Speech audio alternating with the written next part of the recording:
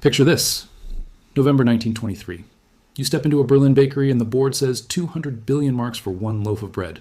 The person ahead of you isn't carrying a bag. She's pushing a wheelbarrow just to haul enough cash to buy milk. 12 minutes later, when it's your turn, the baker crosses out the number and writes 250 billion. The money lost value while you were standing there. That's not fiction. It's what happens when a currency becomes a melting ice cube. Now jump forward and sideways. Zimbabwe, 2008. A bus ticket takes a 100 trillion note. Venezuela. Groceries cost millions, and the price changes before you reach the counter. Lebanon. In a few years, the exchange rate snaps, and everyday professionals discover their savings buy almost nothing. Different countries, same physics. What's scary isn't the drama, it's the pattern. When a currency fails, the world doesn't stop. It gets relabeled. Numbers get bigger, but your life gets smaller. Your paycheck arrives and you spend it fast, not because you're reckless, but because waiting is a guaranteed loss. Savings turns into a penalty and planning turns into gambling. So the real question is simple. When money stops being trustworthy, what still holds value? Today we're doing economic autopsies. No gurus, no get-rich slogans, just history and mechanics. By the end, you'll have a clear map. 5 categories that tend to survive when a currency is debased, and 2 that tend to fail first. Before we dive in, do this quick. Hit like and subscribe. If you want to protect purchasing power with clarity instead of panic, you're in the right place. Here's the engine. Currency breakdown usually moves through the same steps, even when flags and timelines change. Number 1, chronic deficits. The government spends more than it collects and normalizes the gap. The gap becomes routine, then permanent. Number 2, money creation and debt. The whole gets funded by printing, borrowing, or borrowing that ends up becoming printing. More units chase the same real goods. Number 3, purchasing power. Erosion. Prices rise, real wages shrink, and a parallel exchange rate appears. People rush to spend faster, so velocity rises and the fire spreads. Number 4, flight to alternatives. People run to anything that feels sturdier. Foreign cash, metals, real goods, hard assets. Trust migrates before policy catches up. Number 5, trust fracture. The currency stops working as a measure, a savings tool, and a planning tool, so the system reorganizes. Contracts shorten, credit vanishes, and cash means something else. At this stage, governments often try patches, price controls, forced exchange rates, withdrawal limits. The usual result is shortages, black markets, and more distrust. You don't need a conspiracy to get chaos. You just need broken incentives. People hoard goods, avoid selling, and the shelves empty. Weimar went from hundreds per dollar to trillions per dollar in a brutally short window. Other countries replay the script with different details, but the same sequence. Across history, many currencies don't last forever. They get replaced, reset, or quietly abandoned. Some research puts the average lifespan of fiat currencies at only a few decades, not centuries. The practical goal isn't to predict the exact day. It's to know which pieces stay solid when the board gets flipped. So let S talk survivors, the assets that tend to keep real value when money is being debased fast. Number 1, precious metals. Gold and silver don't to rely on a politician, S promise, or a bank, S balance sheet. In inflation, gold doesn't become magic. It simply can't be created as easily as paper.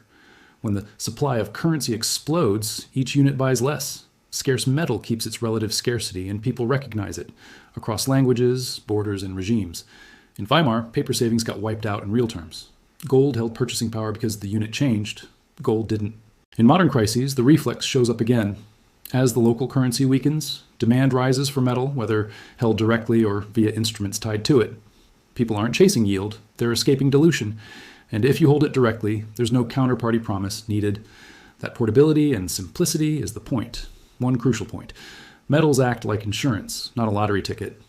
Early in a shock, metals can dip because everyone sells what they can to raise liquidity. But when the dust settles, the core job reappears. Preserve buying power when paper loses credibility. Think fire extinguisher, not rocket ship. Number 2, strong foreign currencies. When your local money is sick, the escape valve is access to someone else's steadier money. Imagine Beirut, late 2019. You saved the equivalent of $50,000, but left it in local currency at a bank. For years, the peg looked solid. Then the peg breaks, street rates sprint, and the savings of a decade shrinks into the savings of a month. Meanwhile, a coworker keeps stable foreign currency outside the failing pipeline and holds purchasing power, not because any currency is perfect, but because she stepped off the collapsing unit. That's why severe crises trigger unofficial dollarization. Rent, property, and big purchases get priced in foreign currency because nobody wants local unit risk for long. Zimbabwe moved that way in practice before it became official. Ecuador and El Salvador adopted the dollar after financial turmoil, and Panama has used it for more than a century. In places like Argentina, large deals are often quoted in dollars, even when payment happens through conversion. It's not ideology, it's survival behavior. One distinction matters. Holding a foreign currency, in theory, is not the same as having access to it. Crises bring withdrawal limits, forced conversions, and rules that change overnight. So access is part of the asset. The best shelter in the world doesn't help if the door is locked. And that's why people diversify custody, legally, across more than one route. Number 3, productive equities with diversified revenue. This is where most people get confused. During a currency crash, the local stock market can explode upward in nominal terms, even as living standards fall. Not because the economy is healthy, but because it takes more currency units to price the same real assets. A stock is ownership in something tangible: factories, inventory, contracts, brands, equipment, and land. When the currency buys less, nominal prices inflate to keep up. That's why you can see charts go vertical while everyday life gets harder. It's the thermometer breaking. The number rises because the unit is melting, not because the underlying reality improved. But here's the filter. Not every company is protection. Revenue source is everything. If a firm earns almost all revenue in the collapsing currency and depends on imports, real margins can get crushed. That kind of stock may rise on paper and still lose real value, because the business can DT translate weak currency into strong inputs. The survivors are usually the ones that can price in hard currency, export, earn abroad, or sell global commodities. In a devaluation, those businesses may keep real earnings stable while the local price tag inflates. Two different worlds, one stock chart. Flip that, and you get the companies that can survive and sometimes benefit. If a business exports or bills a meaningful share in strong currency, it receives hard revenue while many costs remain local. In big devaluations, that can protect real margins. Hard revenue in, softer costs out. The arithmetic can improve even when the domestic economy is shaky. Across past emerging market crises, one theme repeats. Firms with foreign earnings, export capacity, and real assets tend to hold up better than firms trapped inside the collapsing unit. Two more filters help: pricing power and essentials. Energy, food, logistics, basic materials, things people can't just pause buying when money gets weird. None of this means risk disappears. Controls, regulation, and sudden policy moves can still hit companies hard, and markets can become illiquid. The point is structure.